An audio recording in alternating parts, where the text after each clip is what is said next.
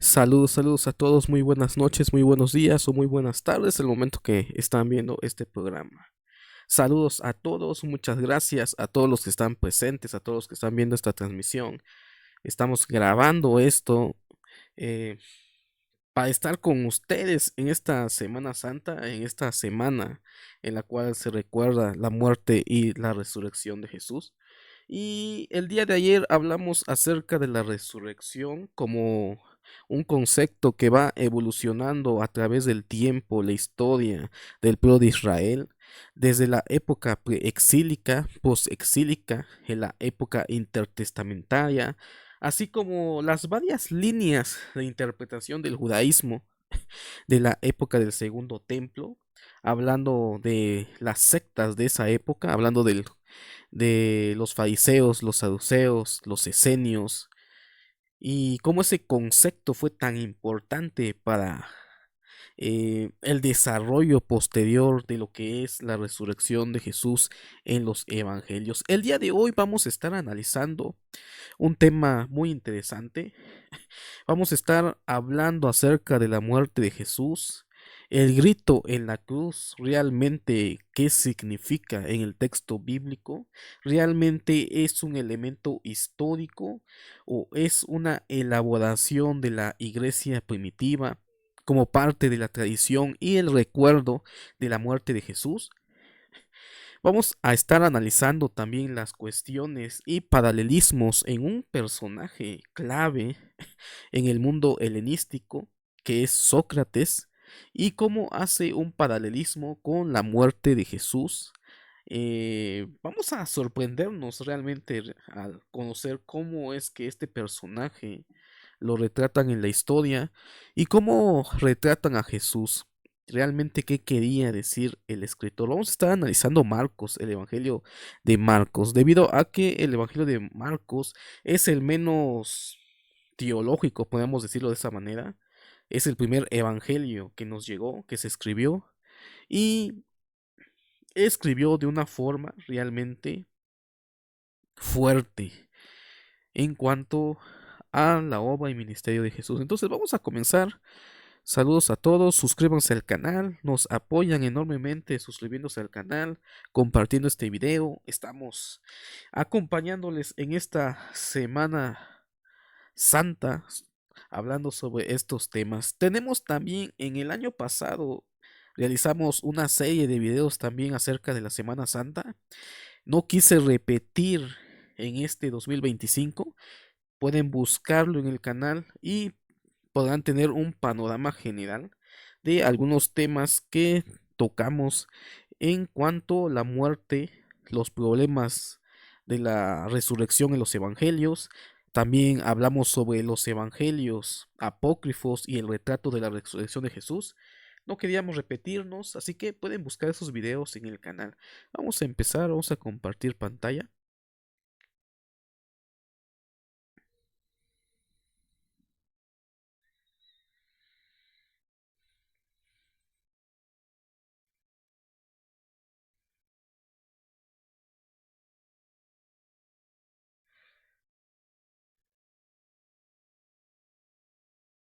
Aquí tenemos esta pues pequeña presentación que vamos a estar analizando en esta noche teológica, crítica y académica.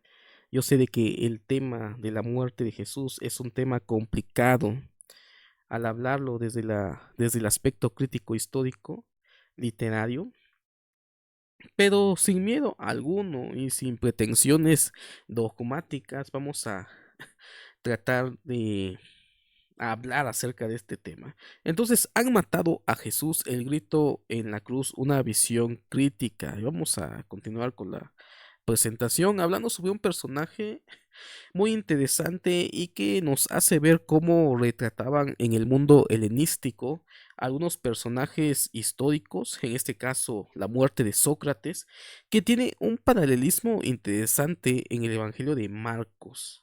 ¿Qué es lo que quería retratar el Evangelio de Marcos al hablarnos acerca de la muerte de Jesús en las últimas palabras o en el grito de desesperación que pronunció Jesús en la cruz?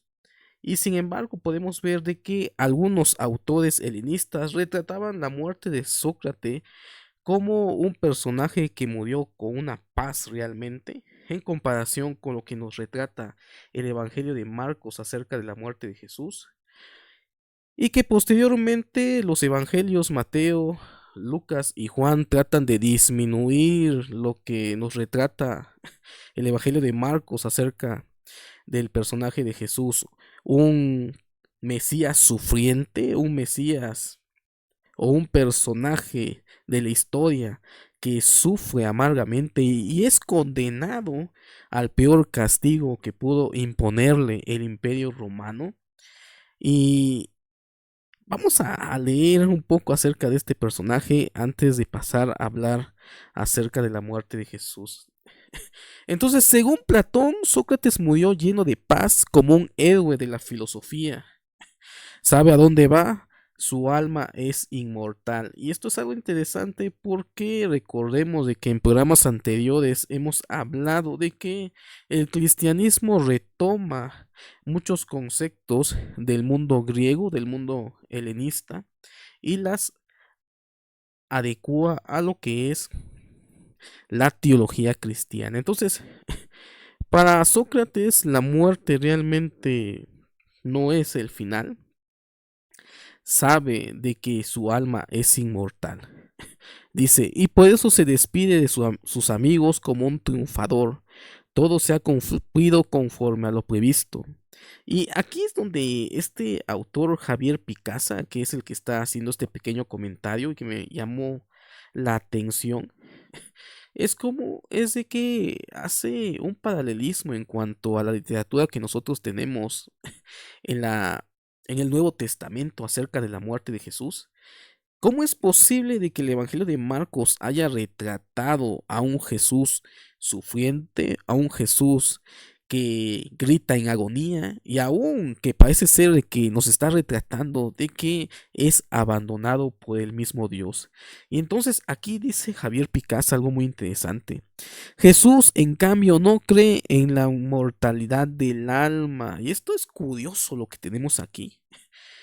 Y si nosotros vemos cómo Sócrates, quien tenía esa creencia de la inmortalidad del alma, sufre, bueno, muere sin un sufrimiento aparente, sino que solamente lo vemos de forma victoriosa, calmada, a comparación de Jesús, dice, que recibe la muerte como una desesperación. Jesús, en cambio, no cree en la inmortalidad del alma, sino en el reino de Dios, y parece que el Dios de ese reino le ha abandonado. Por eso, su muerte es un fracaso, y así muere como un perdedor. Javier Picasa. Este es un argumento interesante que no solamente lo ha narrado Javier Picasa, sino que también otros eruditos hablando acerca del personaje del Jesús de la historia. Estamos hablando del Jesús histórico, no estamos hablando del Jesús dogmático, el Jesús de la fe, sino que parece ser de que el retrato que Marcos está narrando en el Evangelio no es más que el fracaso de este personaje en la cruz, quien muere creyendo no en una inmortalidad del alma, sino que creyendo en que había fracasado en cuanto a establecer el reino de Dios sobre la tierra como Mesías prometido. Y yo sé que posteriormente han elaborado teologías, dogmas, creencias, hablando de que era necesario de que Jesús muriera en la cruz. Sin embargo, muchos académicos, Javier Picasa, me parece que Piñeiro también, casi no me gusta citar a este personaje, hablan de un Mesías que fracasó. Fue eliminado por el Imperio Romano, fue condenado por sedición, es colgado en la cruz, y cualquiera que viera este retrato de este personaje se daría cuenta que fue una de las muertes, podemos decirlo de esta manera, más miserables de esa época, y que realmente esto era algo que parecía mostrar que Jesús como Mesías había fracasado. sin contar en cuenta de que muchos de sus discípulos lo abandonaron en ese momento en que es colgado en la cruz, es crucificado. Y yo sé de que hay muchas críticas en cuanto a la narrativa que nosotros tenemos en Marcos, en Mateo, Lucas y Juan. Nosotros nos vamos a basar en Marcos debido a que es el primer evangelio y probablemente el menos teológico. Entonces, esto es lo que argumenta. Y esto es algo interesante porque deja muy mal parado a Jesús en esta narrativa. Y aparte, al mundo helenístico, si leyera, claro que leyó esta literatura, estos evangelios, se darían cuenta de que realmente aquí no está mostrando la figura de un héroe. Y aquí voy a detenerme a hablar algo.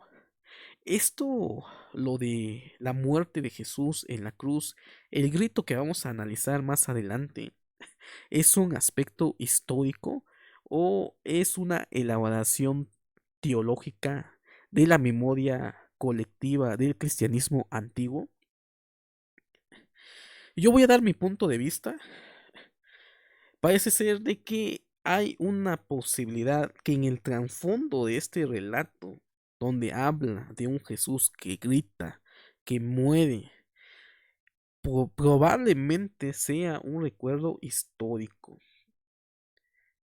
Y este es mi punto de vista. Yo sé de que vamos a abordar otro punto de vista más adelante. ¿Y por qué llego a esa conclusión? Porque este evento que nos está narrando Marcos parece ser que dejaría mal parado a la iglesia cristiana primitiva y por lo tanto es poco probable que haya sido una invención, una elaboración, sino que hayan perpetuado este evento a pesar de que sea algo vergonzoso para el cristianismo antiguo. Vamos a continuar. Vamos a ver algunos paralelismos en la muerte de Sócrates y en cuanto al Jesús de la historia. Y aquí me pongo a pensar un poco acerca de el relato de la pasión, el relato que tenemos en los evangelios. Recordemos que los evangelios no son biografías realmente como hoy en día podemos entenderlo. Tampoco son historias como hoy en día podemos tener el concepto de historia, sino que están escribiendo desde la historia teológica. Estos relatos fueron escritos posterior a los eventos narrados y en la antigüedad los historiadores tenían la libertad de desarrollar las historias, expandir las historias, poner palabras que probablemente nunca dijo el personaje histórico, pero que bien pudo haberlo dicho, creando no solamente una narrativa histórica, sino que embelleciendo lo que es la narrativa. Es más poético que histórico y eso es parte importante para poder comprender la narrativa que nosotros tenemos en los evangelios. Entonces, la muerte de Sócrates tiene algunos paralelismos. Y hablando de paralelismos, a veces los críticos de las fuentes se preguntan cuáles fueron las fuentes para poder rehacer la narrativa en los evangelios. Sin embargo, tenemos algo interesante en la muerte de Sócrates. Aunque tiene sus diferencias, tiene algunas cosas similares. Dice, Sócrates, el famoso filósofo griego, murió al beber una mezcla que contenía cicuta, cumpliendo así la sentencia de pena de muerte impuesta por los atenienses. Esta condena fue el resultado de acusaciones falsas. Y aquí tenemos un primer paralelismo. En la muerte de Jesús también se le condenó de que Jesús había dicho algunas palabras en contra del templo. No vamos a analizar esto. Hay una literatura por ahí ampliamente que analiza esto y que más adelante probablemente lo podamos tocar. Pero sí, a Jesús lo acusaron probablemente falsamente y lo acusaron de haber dicho de que él destruiría el templo y posteriormente lo reconstruiría. Entonces también Sócrates fue acusado falsamente dice que incluía cargos de corromper a los jóvenes y no reconocer a los dioses del Estado. Y este es algo interesante porque es lo que se creía que también Jesús había hecho al tratar de no aceptar las tradiciones de los fariseos, las tradiciones dogmáticas que se tenía en ese tiempo. Y aún le mencionaron de que Jesús hacía todos estos hechos por medio de Belcebú.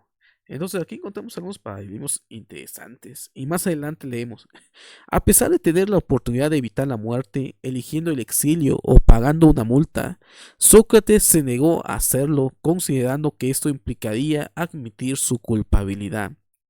Incluso cuando su amigo Critón intentó convencerlo de huir, Sócrates se mantuvo firme en su principio. Y esto es algo interesante también que encontramos aquí, que también tiene un paralelismo interesante en el relato de los evangelios.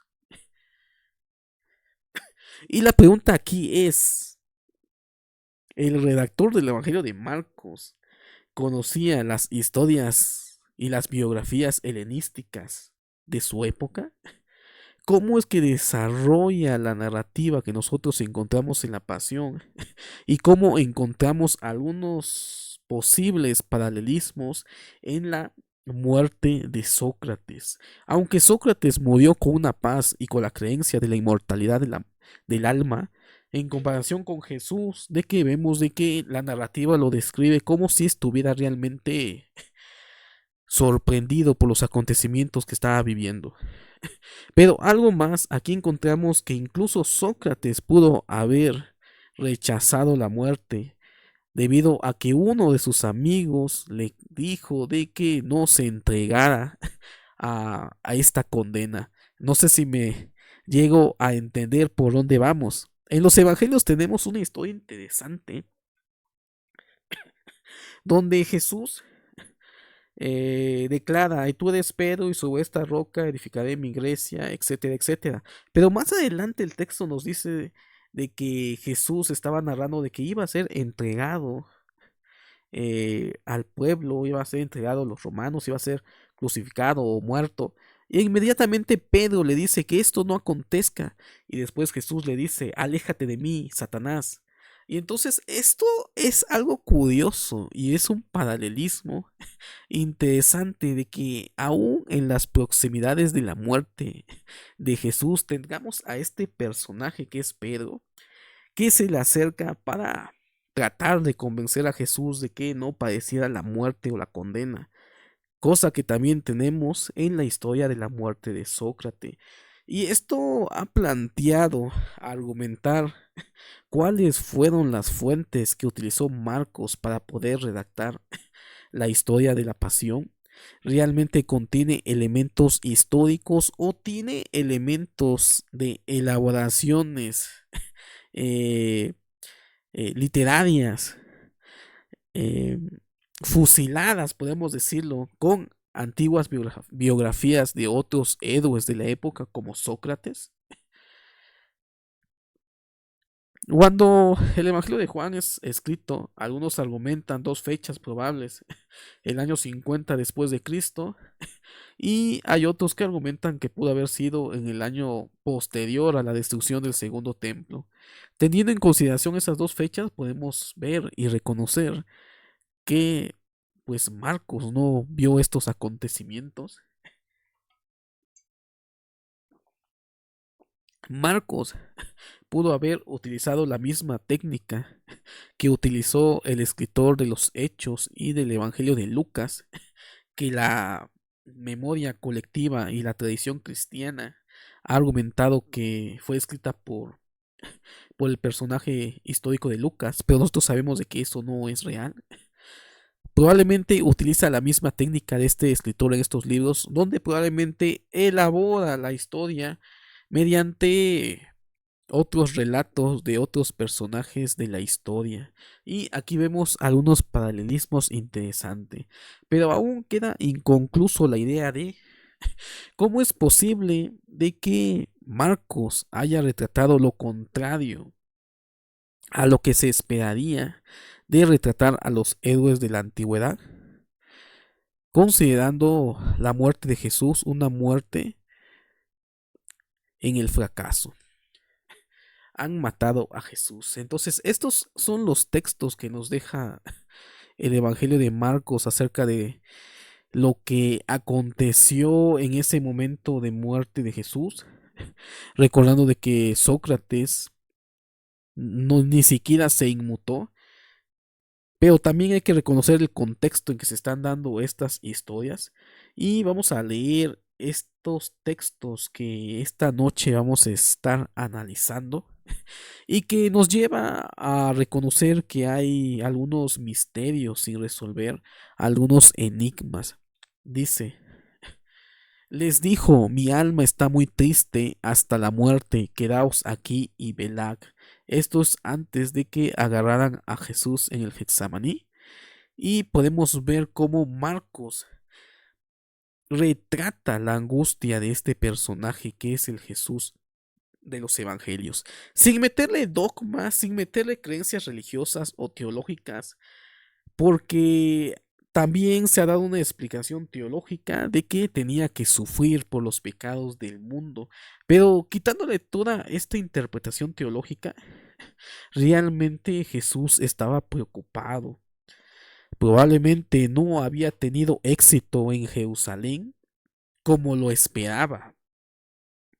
Los argumentos que lo llevaron a la muerte fueron en algunas ocasiones, si es que damos crédito a los evangelios, de que él se hacía pasar por el Mesías. Y aquí entra también otra cuestión. ¿Hizo alusiones Jesús de ser el Mesías? Probablemente nunca lo sabemos a ciencia cierta, pero podemos reconocer de que él se acercaba más a un profeta escatológico, es decir, un profeta de los últimos días. Él esperaba de que el reino se estableciera realmente en su tiempo, en su época, pero sin embargo al final vemos de que no ocurrió lo que él esperaba, como también Juan el Bautista esperaba de que se cumplieran los acontecimientos finales.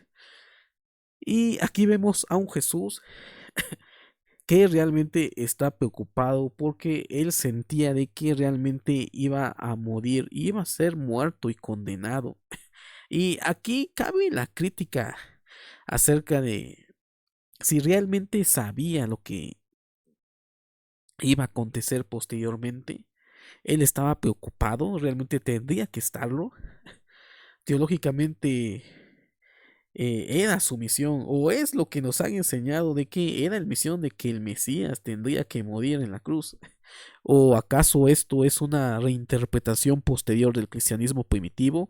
Y probablemente Jesús no estaba esperando morir de esa manera en la cruz. Y por eso de su desesperación, porque sentía de que realmente iba a ocurrir algo en esa noche.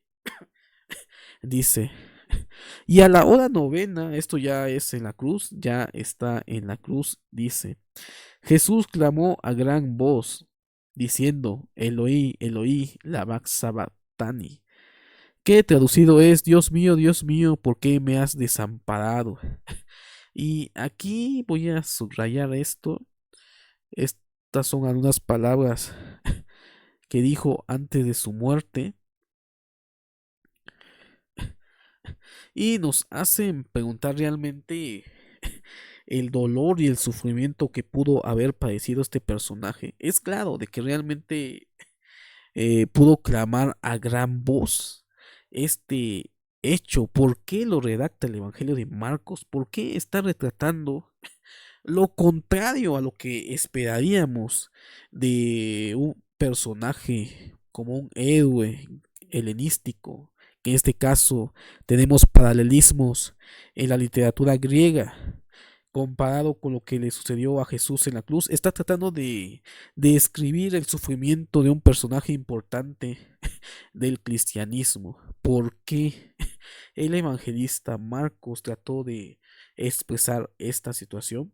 Más adelante, si nosotros analizamos los otros evangelios, Mateo, Lucas y Juan, vemos cómo poco a poco estos evangelistas tratan de desviar esta imagen de un Jesús que sufre, un Jesús que parece más humano que divino, trata de disminuir esta imagen que retrata Marcos en su Evangelio de Jesús y se va perdiendo realmente lo que bien pudo haber sucedido en esa época. Entonces, esto es algo muy interesante, estas palabras. Y lo que ha llamado la atención a muchos también es esto, que dijo unas palabras que traducido dice, Dios mío, ¿por qué me has abandonado? Y esto es algo muy fuerte y es algo que se ha tratado de interpretar, hablando de que habla del salmo, de que estaba comentando un salmo Jesús. Más adelante vamos a hablar sobre esto.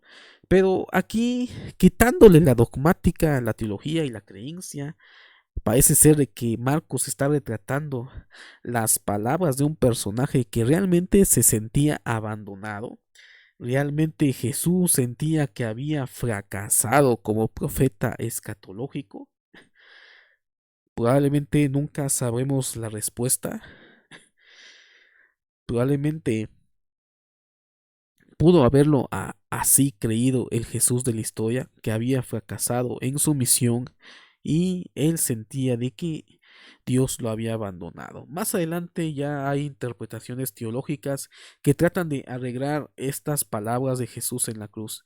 Y lo que nos llama la atención es que eh, Jesús gritó a gran voz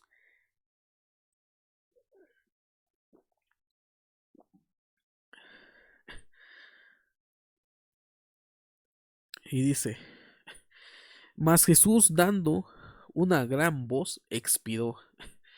Y eso es algo interesante. ¿Realmente esto es histórico? ¿O es una elaboración de Marcos? Los que niegan la historicidad de estos relatos argumentan de que quién pudo haber escuchado la voz de Jesús o estas palabras en la cruz si la mayoría de sus discípulos lo habían abandonado. Probablemente María y María Magdalena y la otra mujer y probablemente el evangelista Juan, suponiendo su historicidad, estaban presenciando esto, pero es muy poco probable de que pudieron haber escuchado estas palabras. Estos son algunos argumentos de algunos que comentan la poca historicidad que tenemos de estos hechos. Vamos a continuar. El grito de Jesús histórico. Yo sé que esto es algo complicado de escribir. En lo personal, eh, desde una perspectiva crítica, es probable. Pero vamos a ver qué dicen los eruditos en cuanto a esta materia. Muchos interpretan como un invento de la iglesia. Los crucificados mueren por asfixia y son incapaces de gritar. Este es el argumento científico e histórico, podemos decirlo de esa manera. Es poco probable de que Jesús haya gritado en la cruz y que esto haya sido un invento de la iglesia primitiva. Dice, y otros entienden como un signo apocalíptico del fin del mundo. Algunos suponen, en fin, que se puede tratar de un grito desesperado de angustia y terror ante el fracaso final de su mensaje. Y esto es algo interesante. Dios mío, ¿por qué me has abandonado? El grito de Jesús histórico. Parece ser de que hay una contraparte que argumenta que este hecho es poco probable que sea histórico.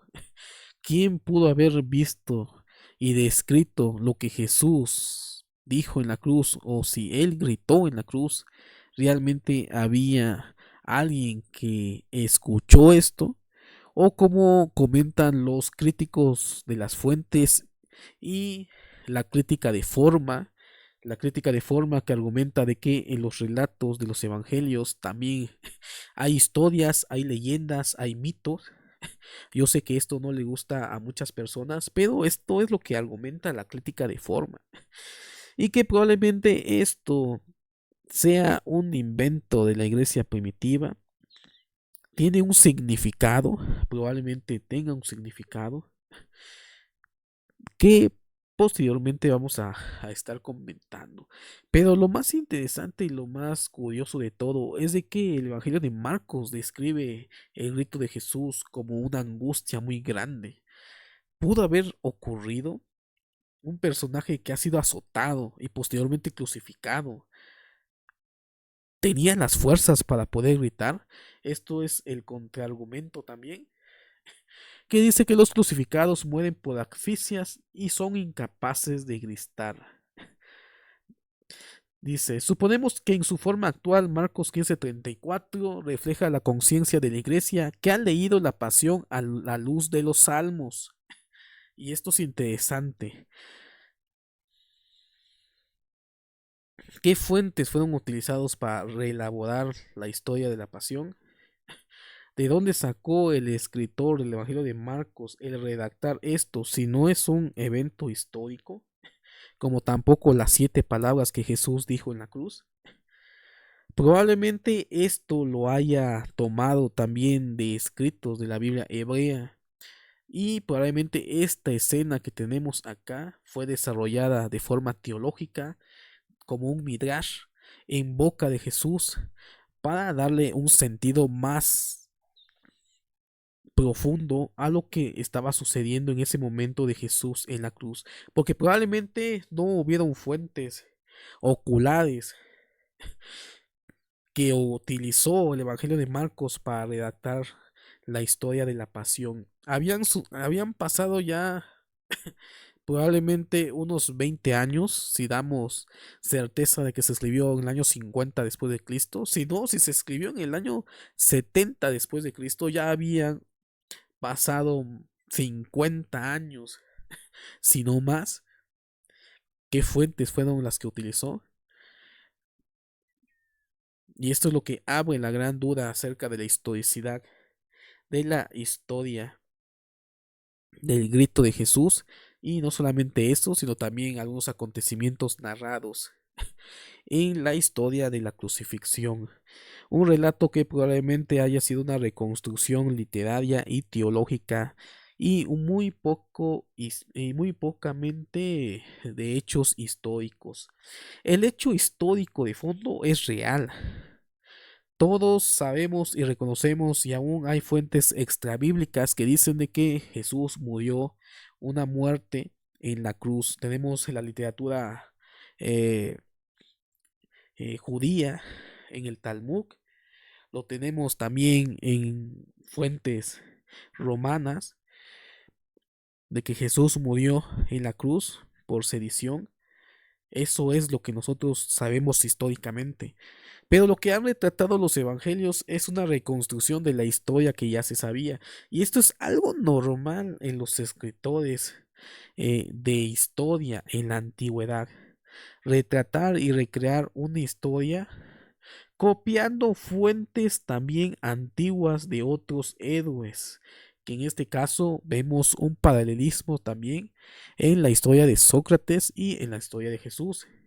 Sin embargo, la diferencia más significativa es cómo es que Marcos reconstruye la historia mostrando a un Jesús derrotado.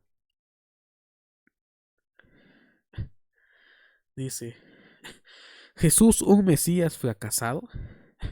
Dice, pensemos que ese grito constituye un recuerdo histórico. Pensemos, dice, si damos la poca credibilidad de que esta historia es histórica, esto constituye un recuerdo histórico. Dice, precisamente porque los crucificados no suelen gritar. Los crucificados no suelen gritar. La tradición cristiana ha conservado el recuerdo de ese grito a pesar de los problemas que podía plantear. Y la pregunta es ¿por qué? Voy a marcar esto porque los crucificados no suelen gritar. Sin embargo, la iglesia primitiva conservó este recuerdo. Una elaboración de Marcos de forma teológica, reconstruyendo la historia, más de forma poética que de forma histórica, como acabé de mencionar. La tradición cristiana ha conservado el recuerdo de ese escrito, a pesar de los problemas que podía plantear a la experiencia de los creyentes. La tradición sabe que Jesús no ha muerto en medio de una desesperación total, pues en ese caso no podía haber mantenido su recuerdo salvador, pero sabemos también que en un sentido la muerte es un fracaso. Pues esto es algo interesante, realmente si nos narra esto como un evento histórico, la iglesia primitiva iba a verse muy mal parado en cuanto a los lectores griegos, los lectores de cultura helenista, al leer la historia de Jesús como crucificado, como alguien que estaba en desesperación y que había recibido la peor de las muertes en esa época. Lo que ha llevado a algunos a argumentar de que la visión que está retratando Marcos es la de un fracaso mesiánico.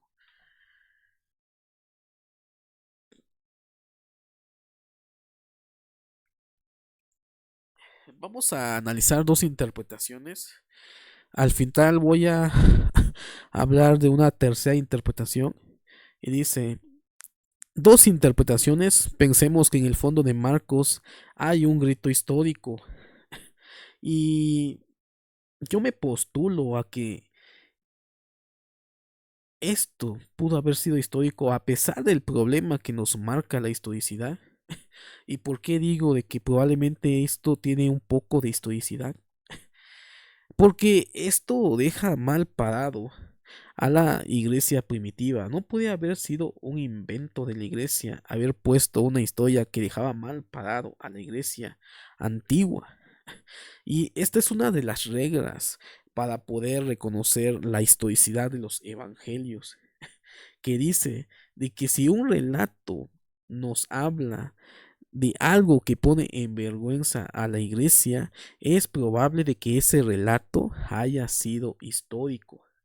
Un ejemplo lo tenemos en el Evangelio cuando nos habla el evangelista de que su familia o los suyos querían agarrar a Jesús porque estaba fuera de sí. En el texto griego parece ser que tiene una connotación más fuerte, en el cual parece ser de que Jesús estaba fuera de sí, es decir, estaba incontrolable, en otras palabras, estaba loco. Lo que algunos han dicho de que probablemente estaba en un estado eh, convulsivo o estatus profético, epiléptico, así como los profetas antiguos, es una de las interpretaciones que se han dado a este relato, pero que deja muy palpado a Jesús y que posteriormente otros evangelistas lo quitan. Y esto ha llevado a decir de que probablemente este hecho pudo haber sido histórico. Otro hecho que ha sido vergonzoso para la iglesia cristiana es de que Juan el Bautista haya bautizado a Jesús. Eso lo podemos reconocer porque más adelante la figura de Juan el Bautista disminuye y los evangelistas posteriores ponen en mayor lugar a lo que es el personaje de Jesús. En este caso tenemos como en el Evangelio de Juan la imagen de Juan el Bautista bautizando a Jesús desaparece, simplemente dice se bautizó, pero no nos narra quién. Entonces esto también es probablemente sea histórico porque es una vergüenza para el cristianismo el hecho de que Jesús haya sido subordinado por un personaje que ha llamado Juan el Bautista. Y este hecho del grito parece ser que eh, cae en esa categoría porque deja muy mal parado al cristianismo. Si realmente hay un grito histórico, ahí podemos ver y podemos plasmar de que el personaje de la historia, el Jesús de la historia realmente pudiera haber sentido de que fracasó en cuanto a su misión mesiánica, si es que pretendía una misión mesiánica. Dice, pensamos que en el fondo de Marcos hay un grito histórico que ha podido interpretarse con dos formas, como llamada a Elías y como invocación a Dios. Y vamos a analizar estas dos interpretaciones. La primera es de que algunos presentes suponen que Jesús está llamando a Elías para que venga y le ayude. Y este es algo que podemos ver en el texto.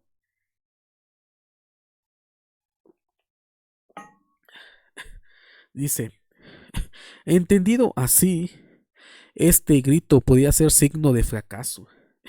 Y este es interesante en el contexto, quitándole lo dogmático, lo teológico y lo religioso. Si nosotros consideramos a Jesús como un profeta apocalíptico, este grito puede ser signo de fracaso. Jesús llama al profeta de los milagros y de la justicia salvadora, pero el profeta no acude a liberarle. Pero también puede entenderse en un sentido positivo.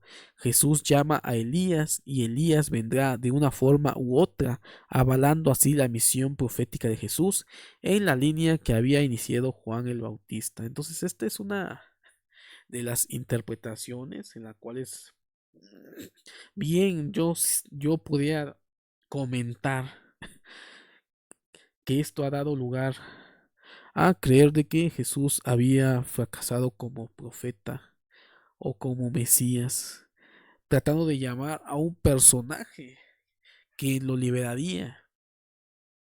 Creía de que iba a descender Elías el profeta. Él creía de que el reino de los cielos estaba cerca, de que Dios actuaría en la historia. Probablemente lo creía hasta el final, hasta que se sintió abandonado. Porque Elías, el profeta, nunca llegó y Jesús muere con un grito de desesperación.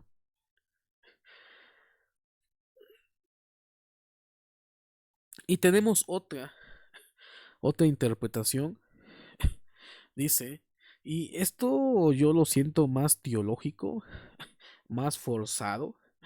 Probablemente el grito sí sea histórico, pero lo que menciona más adelante sea adjudicado por el escritor de Marcos a la historia de la pasión.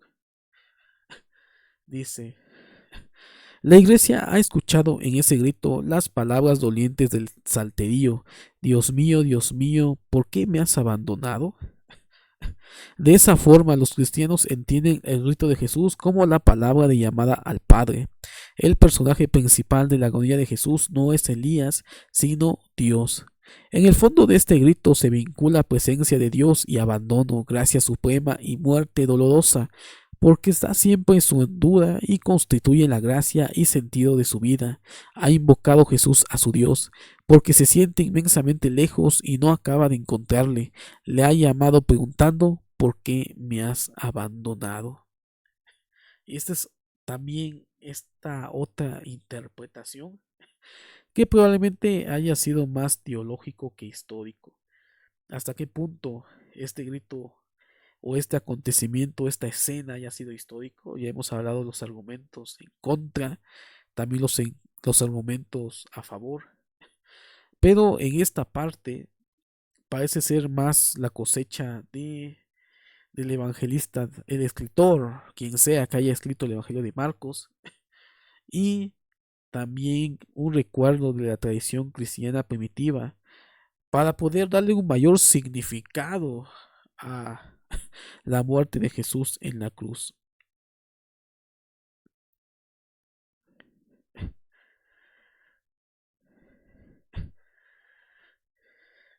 Entonces desde aquí terminamos con este tema. Han matado a Jesús, el rito en la cruz, histórico, no histórico. Eruditos argumentan que esto es poco probablemente históricamente hablando, un desarrollo de la memoria antigua colectiva del cristianismo primitivo. Probablemente en la crítica de formas podamos ver aquí un mito elaborado en el cristianismo antiguo y que es colocado en el Evangelio de Marcos para embellecer lo que es la pasión de Jesús. ¿Hasta qué punto podemos verlo históricamente hablando? La propuesta es de que hay muy pocas fuentes o pocos personajes que pudieron haber visto, oído lo que había dicho Jesús en la cruz, si es que dijo algo en la cruz. Como argumentan los críticos, es muy poco probable de que le quedara energías para poder hablar y mucho menos poder realizar un grito en la cruz. Entonces acabamos de ver ese tema, es un tema muy interesante, casi no se habla acerca de este tema del grito de Jesús en la cruz. Y es algo interesante el por qué coloca el evangelista Marcos esto en este lugar. ¿Qué es lo que quería decirnos Marcos a poner a un Jesús sufriente en ese lugar? Probablemente nunca lo sabemos. Todos son hipótesis, no hay nada claro. La búsqueda del Jesús de la historia termina con su muerte. Después inicia la historia del Jesús de la fe, el Jesús que ha cambiado al mundo entero, tanto la época después de su muerte y con el desarrollo del cristianismo posterior. Hay una tercera interpretación que lo dejé al final porque realmente no siento que tenga una credibilidad exacta esta teoría, esta hipótesis, pero lo comento y ya queda cada quien poder argumentar realmente. Este grito que Jesús da en la cruz tiene su paralelismo también en los gritos de los endemoniados. Y esto hace la pregunta, ¿qué es lo que pasó con Jesús en la cruz?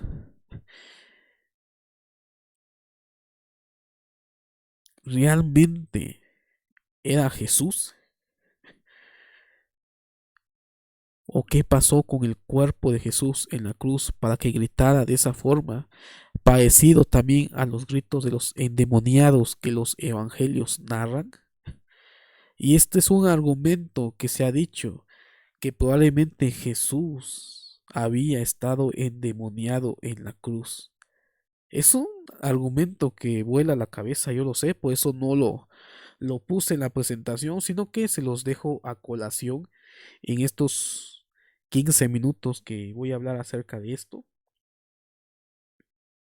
Hay cierta línea de creencia que piensa de que Jesús pagó por los pecados del mundo y que su cuerpo fue convertido en pecado. En otras palabras, Jesús estaba endemoniado al momento de morir en la cruz, al dar su último aliento de vida, exhaló o gritó a gran voz, dice el texto,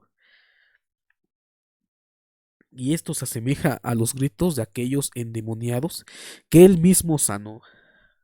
¿Será plausible esto o no será plausible? Yo creo que nunca sabemos realmente lo que pasó en la cruz. Todo ya es una creencia de fe.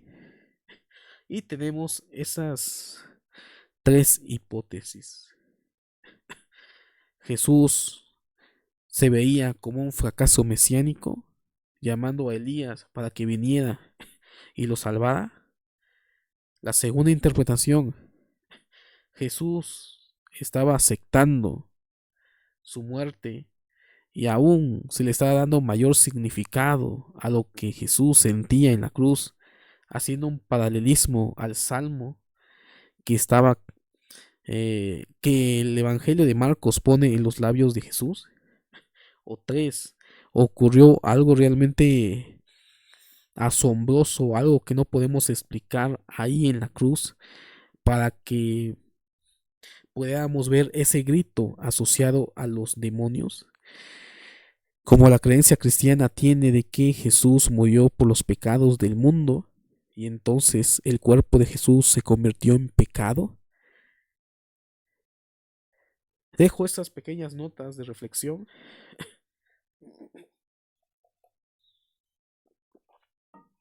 que son muchas cosas que desconocemos y que probablemente nunca podemos saber a ciencia cierta, y solamente nos queda la fe de que Jesús murió en la cruz para salvación de todo el mundo. Y que en esta Semana Santa se recuerda ese acto, ese evento histórico que los evangelios tratan de reconstruir en la historia que nosotros tenemos en nuestro canon cristiano. Entonces me dio mucho gusto estar con ustedes. Nos vemos en otra ocasión. Esto apenas ha iniciado. Mañana tendremos otro video también hablando acerca de la muerte y resurrección de Jesús. Y ahora nos toca hablar acerca de la tumba. La tumba. ¿Realmente existió una tumba? ¿Qué pasó con el cuerpo? ¿Cuál es la historia real de lo que sucedió en esa mañana de resurrección? Nos vemos en la próxima, amigos.